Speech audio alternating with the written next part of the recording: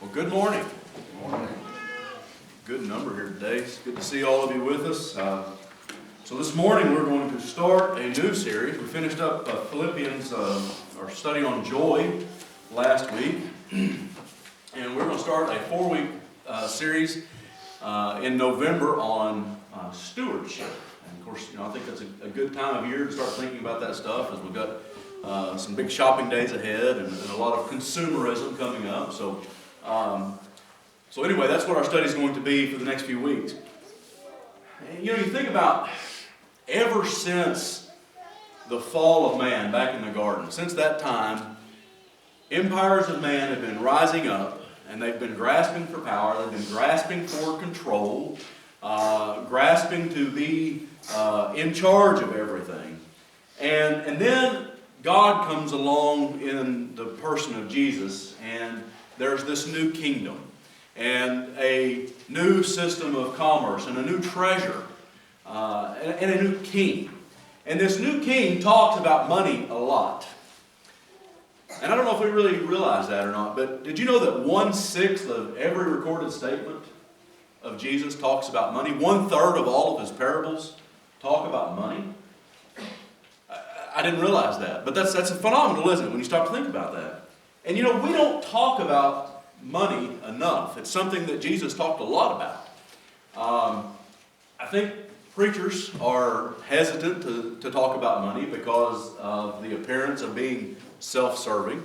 So I understand that. We all know about those stories of televangelists or whatever that are very greedy and those sorts of things. In fact, surveys would say that preachers would rather talk about hell than to talk about money, to give you an idea. So, why is that? Why is it that it's a topic that gets neglected? Because Jesus talked about it a lot. And Jesus knew that the clearest indication of a person's heart was related to their finances, related to how they viewed property. And the heart is always found where the treasure is put. And Jesus said, where your treasure is, there will your heart be also. So think about this. Now, Jesus did not say you cannot serve both God and Satan. Jesus said you cannot serve both God and money. Money has the greatest potential to become our God substitute. Money promises a lot of things.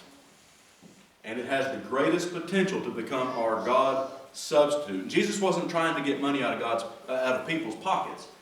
Jesus was trying to remove idols from people's hearts. And Lord willing, we're going to talk about stewardship on Sunday mornings in November. But what you're going to see is it really is not going to be a series about stewardship. It's going to be a series about discipleship. Disciples were called to reshape their thinking and to reshape their activity and to realign their priorities to be in line with what God would have in this new kingdom. And so each Sunday this month, I'm going to intend to introduce a basic principle about stewardship. And stewardship is just one of our disciplines as Christians. But I want us to understand it from a biblical perspective. And the first principle that we're going to look at is God owns everything. And it's a foundational principle. And before we can understand anything else about stewardship, we have to understand that God owns everything. And the Bible is very clear that God has an absolute claim to everything. Look at, maybe, I don't know, Scott, what am I doing? Psalms chapter 24, verse 1, David writes, "The earth is the Lord's and the fullness thereof, the world and all those who dwell therein." And then Moses in Deuteronomy chapter 10, verse 14 says, "Behold, to the Lord your God belong heaven and the heaven of heavens, the earth with all that is in it." God makes an absolute claim to everything. And then look, Job 41:11, God's own words here. "Who has first given to me that I should repay him? Whatever is under the whole heaven is mine. And then our scripture reading that Brody read for us a while ago. I will not accept a bull from your house or goats from your folds, for every beast of the forest is mine. The cattle on 1,000 hills. I know all the birds of the hills, and all that moves in the field is mine.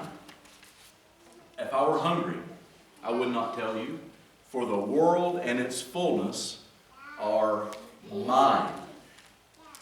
You say that word mine in there quite a bit, right? God claims ownership to everything. Any of us that have been parents of toddlers know that one of the first words that a kid learns is what? It's mine. That's mine. And, we want them to say mama. We want them to say daddy. We teach them those words, right? Did you teach your kid to say mine? You didn't teach them that, did they? They learned that. They picked that up on their own. That's mine. Satan starts at a very young age trying to fight this battle. God says, I own everything. Satan wants you to believe that God doesn't own everything. Some things are yours. Some things are mine. Genesis chapter 1, verse 1. Ryan alluded to this while ago. In the beginning, God created the heavens and the earth. God has an absolute claim to ownership of everything. God owns everything. If you have ever changed a diaper or changed the clothing on a toddler, you will know that some fool decided that it was a good idea to put a lot of snaps on little kid clothing. Now, a zipper would work. It works just perfectly fine. I don't know. And I think Missy does it on purpose. She's like, I'm going to let you watch the baby, but I'm going to put snaps on so that you have to deal with all those. But if you notice this, here's my problem with snaps. I start trying to snap them, and I get down to the last one, and there's 2 on this side and 1 on this side, because I got them off, right? I got them wrong somewhere along the way. If you don't get the very first snap right, the rest of the thing is messed up. And this is what I'm trying to say about God owns everything. If you don't get this right, then everything else you think about stewardship is going to be out of line. You have to understand, first of all, that God owns everything. We have to get it correct, and we have to start young with our kids, teaching them this principle. We need to start, when we leave the building today, we're going to say, this is God's building. And then we're going to go to the car and walk through the parking lot, get to the car and say, this is God's car. And then when we pull up in front of the house, we're going to say, this is God's house. And then we're going to sit down at the dinner table, and we're going to teach these kids, this is God's food. And then we're going to turn on the television, and we're going to say, this is God's television. And then on Monday Night Football, we're going to turn on the Dallas Cowboys tomorrow night. We're going to say, this is God's football team. Everything belongs to God. Now, here's the thing. I haven't said anything this morning that you're going to disagree with, right? It's maybe Dallas Cowboys, I get that. I haven't said anything that you disagree with. On a surface level, everyone that's here this morning would agree with what I said, but that's part of the problem. We want to keep it on a surface level. And we're going to dig a little bit deeper on this morning, because there's some powerful implications to the fact that God owns everything. And the first implication is this. If God owns everything, then I am not a self-sufficient being. Now, why is that important? Well, one of the dangers of claiming ownership to anything is that it fosters this idea of autonomy. Now, the problem is, God, I don't guess it's a problem necessarily, but God gave us the capacity to earn, right? And God also gave us the capacity to take credit for what we earn. And God knows this about us. And for example, when He's preparing Israel to cross over into the Promised Land, He tells them, He says, there's this land, and it's a good land. And you can do really well in this land. And I have favor on this land. But He prepares them.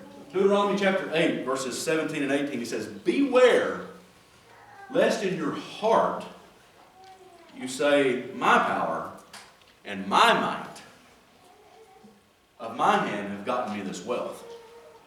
You shall remember the Lord your God, for it is He who gives you power to get wealth, that He may confirm His covenant that He swore to your fathers, as it is this day.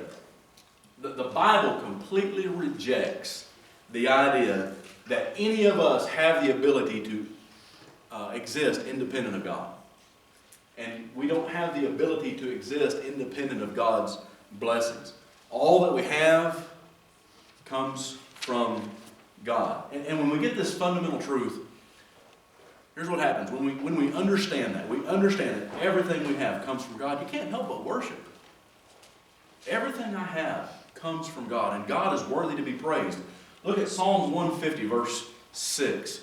This is the very last verse in the old songbook, in the book of Psalms. The very last verse. Let everything that has breath praise the Lord. Praise the Lord. If you can breathe, I mentioned this a week or two ago, right? If you can breathe, you should be thanking God that you can breathe. It's God's air that you are breathing. Now, we tend to thank God for the moments that take our breath away. But do we thank God that we have the air to breathe? I mean, stop and think about this for just a minute. Our bodies need the oxygen that's in the air, right? And there's this complex process where we bring it into our lungs, and that oxygen becomes energy, becomes fuel for our bodies. But the problem is in doing that, it becomes toxic to us, right? It turns into carbon dioxide. And so our bodies are able to expel that back out. And I mean, just in and of itself, breathing is a miracle. And we do it 23,000 times a day. And do you ever stop to think about it? You don't stop to think about it unless you're having trouble breathing, right? That's the only time you really stop to think about breathing. But one day, you're going to take your last breath. And the myth that you are an independent creature is going to be fully exposed. Because that's God's air. You're not autonomous. The songbook ends. If you can breathe, praise God. When we get this, we can't help but worship. We can't help but see who God is. But we don't always get it. Remember a couple of weeks ago I talked about worry? Why do we worry? Worry is what happens when we don't get this. We worry because we think we're the owners of stuff. What's going to happen to my stuff? I think I'm the owner of it, so what's going to happen to it? And so I lay awake at night and I worry about things and I don't sleep well. And I'm not going to sleep well until I become convinced that God owns everything. And I don't need to worry about it because it's God's. He's a good God. He's a benevolent God. And He's going to keep His promise to provide for us. Now that also means that we have to agree with how He distributes His wealth. And there's a second implication in the fact that God owns everything, and that is that we should not resist or resent what God does with what is His. Have you ever noticed that it's easier to weep with those that weep than it is to rejoice with those that rejoice? Brody Brantley shot an 18-point buck Thursday night. I'm happy for him, but I gotta be honest, I'm a little bit envious of him. It's easier to weep with someone that weeps, especially if what they got, if they're rejoicing over something that you want, right? Why is that? Well, one of the implications of God owning everything is not that your envy problem is a problem with other people. Your problem with envy is a problem with God. You're saying, God, I don't approve of what you're doing with your stuff. I don't approve of how you've distributed your stuff. I remember as a kid, I used to hang out with the Brantleys quite a bit. And I don't remember where we were going, what we were doing, but we were all in the car, and we pulled up next to a stoplight, I believe, or maybe a stop sign. But there was a guy on a motorcycle right next to us. And Larry Brantley's always had an affinity for motorcycles. And it was a really nice looking motorcycle. And Larry looks over and he goes, man, I sure wish I had his motorcycle and he had a better one. Because it's not coveting, right, Larry? If you want them to have a better one, right? But what's he teaching there? It's a stewardship lesson that he was teaching all of us in the car that day. Be grateful for what you have. And you have to be more thoughtful about why you have it in the first place. Why does God, think about this, why does God let you have as much of what you have that's His? Now when you stop to think about it like that, why does God let me have as much as He's giving me? It's His stuff. Why does He let me have it? Why does He put it in my possession? Well, I tell you right now, it's not to hoard it. God did not give it to you to hoard. God blessed you so that you can bless other people. Look at 2 Corinthians chapter 9, verse 11. Paul, inspired by the Holy Spirit, he says, "You will be enriched in every way, to be generous in every way, which through us will produce thanksgiving to God." Why does God let you have what you have? So that you can bless other people. So that you can be generous. What we have to understand is that God blesses our work so that we can do His work. God blesses what I do so that I can do what He wants me to do. And when we understand that, we don't resent what we have to do. We rejoice that we get to do it.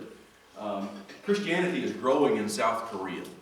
And come across a story just recently of a Christian missionary who was in South Korea, and he was traveling along, and he sees a family out in the field, and they are working the field.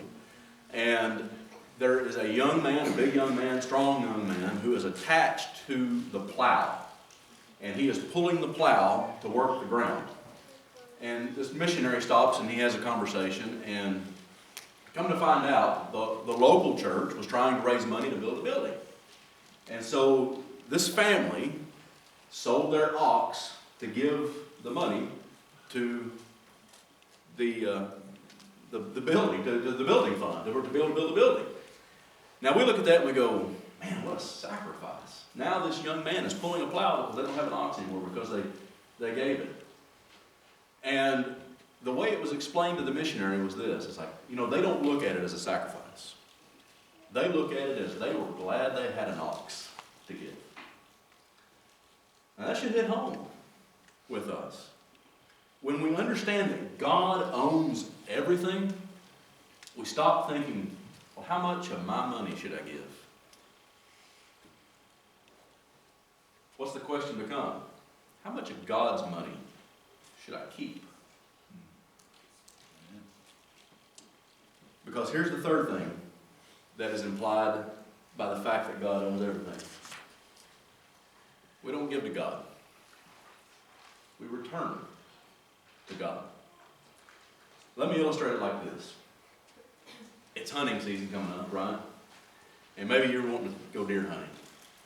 And you think, man, I'd like to try an AR-15 for deer hunting, but you don't have one. And so we're having this conversation, and I say, well, listen, if you won't tell my wife how many of them I have, you can borrow one of mine.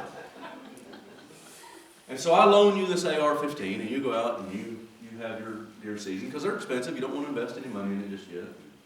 And a couple of months down the road, deer season's over, and you call me up and you say, hey, Kevin, I was just thinking, I know how much you really like hunting, and I know how much you really like AR-15s. And well, I love you, and I want to bless you. So I'm going to give you an AR-15, and then you give me my AR-15 back. How am I going to feel about that? You just gave me what was mine back, didn't you? And that's the way it is with God. We don't give to God. We return to God what is His. Do you really give something to someone that never left their ownership in the first place? And that was the principle behind tithing in the Bible. Tithe means 10%.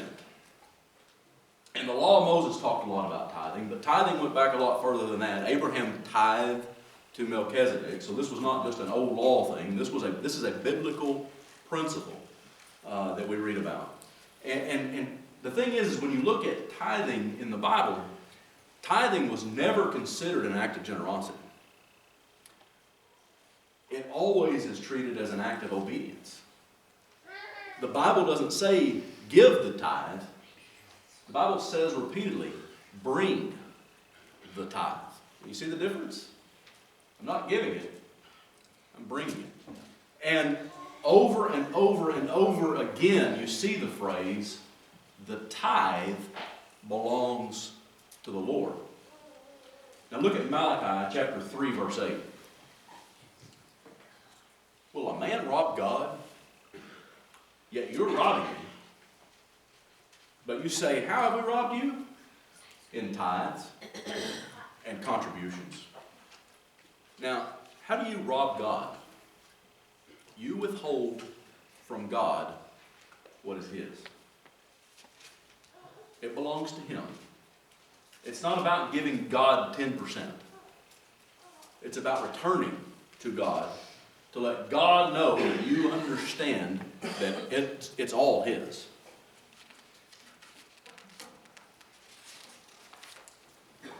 In Deuteronomy 14, verses 22 and 23. You shall tithe all the yield of your seed that comes from the field year by year, and before the Lord your God in the place that He will choose to make His name dwell there, you shall eat the tithe of your grain, of your wine, and of your oil, and the firstborn of your herd and flock, that you may learn to fear the Lord your God always. Now, Christians don't like to talk about tithing, because what do? We always say, well, that's the Old Testament, that's the old law, that doesn't apply to us. We're not under that. Now, listen, if we think that way, stop and think about this for just a minute. How is it that people who had no understanding of the work of Jesus on the cross should be held to a higher standard than people who do have an understanding of God's grace and Jesus' work on the cross? Do we really think that law should be a better motivator than grace? That's just something for us to think about. Why don't we at least tithe? We can make excuses about it. That's an Old Testament point of view.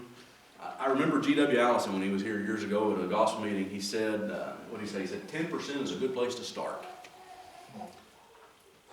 Now, and we're going to talk about that more in future lessons, but at the end of the day, why don't we tithe? We don't tithe because we're afraid if we do, we won't have enough. But here's the truth. If our income was reduced 10% tomorrow, are you going to die? Are you going to be able to make it? You'll make it, won't you? We'll figure out a way. You'll sell a luxury, or you'll cut something out of your budget that was eating into it. We'll figure out a way, won't we?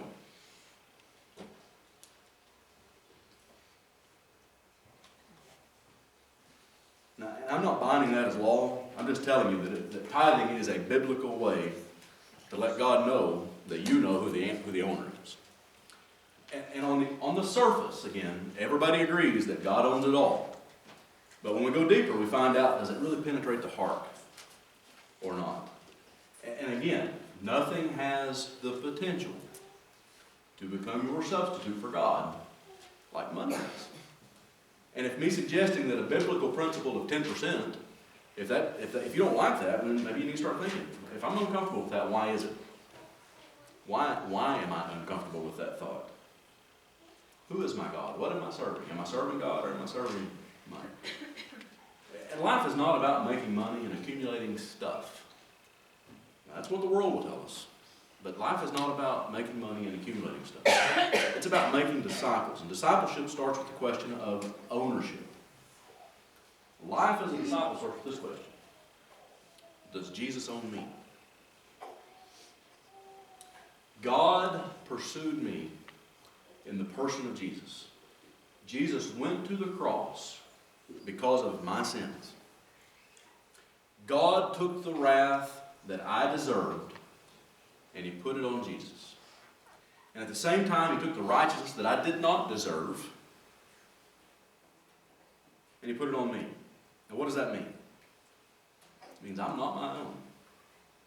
I was bought with a price.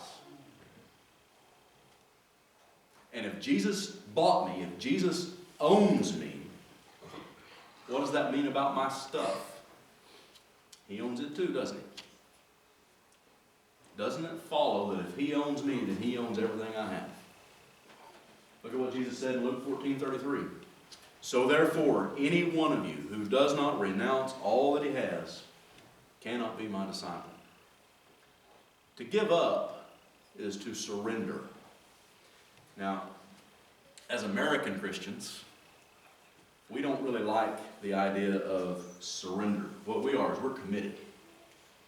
I'm committed to God. I'm committed to Jesus. I'm committed to doing right. And that sounds good, but is it really good to be committed? Why do I like to be committed? I like to be committed because I'm still in control. I can commit to eating better. I can commit to going to worship. I can commit to studying my Bible. I can commit to exercise. I can commit to stuff. But when I commit, that leaves me in control of it, right?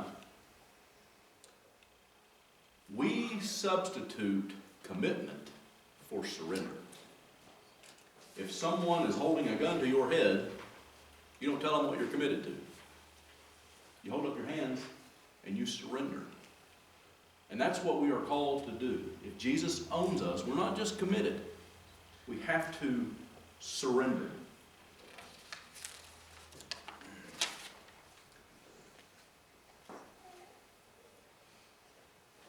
Surrender is not when you just give something up. Surrender is when you give everything up. And we give everything up because we recognize that God owns everything. Now, if you are here this morning and you're not a Christian, Jesus dying on the cross was for your sins too. You were bought with a price. And I've said this before, you can't have peace with God until you make, you can't have the peace of God until you make peace with God. And this morning would be a great opportunity for you to become a Christian. So if you would like to do that, we would love to assist you with that. If you have any other need that we could possibly help you with, just make it known while we stand and while we sing, please. Lord.